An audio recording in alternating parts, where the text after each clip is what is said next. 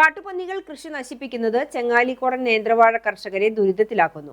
എരുമപ്പെട്ടി കരിയന്നൂരിൽ കഴിഞ്ഞ ദിവസങ്ങളിലായി 750-ലധികം നേന്ത്രവാഴ തൈകളാണ് കാട്ടുപന്നികൾ നശിപ്പിച്ചത്.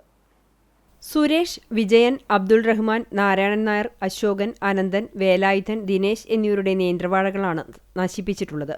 ഒരു മാസം മുതൽ കുലയ്ക്കാറായ വാഴകൾ വരെ വിവിധ പ്രായത്തിലുള്ള വാഴത്തൈകളാണ് നശിപ്പിച്ചിട്ടുള്ളത്.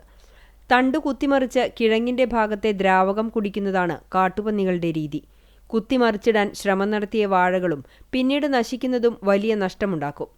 ലക്ഷക്കണക്കിന് രൂപയുടെ നഷ്ടമാണ് കർഷകർക്കുണ്ടായിട്ടുള്ളത്. ചെങ്ങാലിക്കോടൻ നേന്ത്രൻ കൂടാതെ സ്വർണ്ണമുഖി, കമ്പം തേനി നേന്ത്രൻ, മറ്റു നാടൻ വാഴകളും നശിപ്പിച്ചതിൽ ഉൾപ്പെടുന്നു.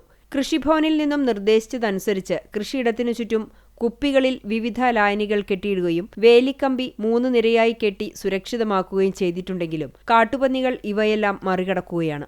വെടിവെക്കാൻ ആളെത്തിയപ്പോൾ കാട്ടുപന്നികളെ കണ്ടെത്താനും കഴിഞ്ഞിരുന്നില്ല. 60 ഏക്കറോളം വരുന്ന നെൽകൃഷിയിലും കാട്ടുപന്നികളുടെ ശല്യമുണ്ട്.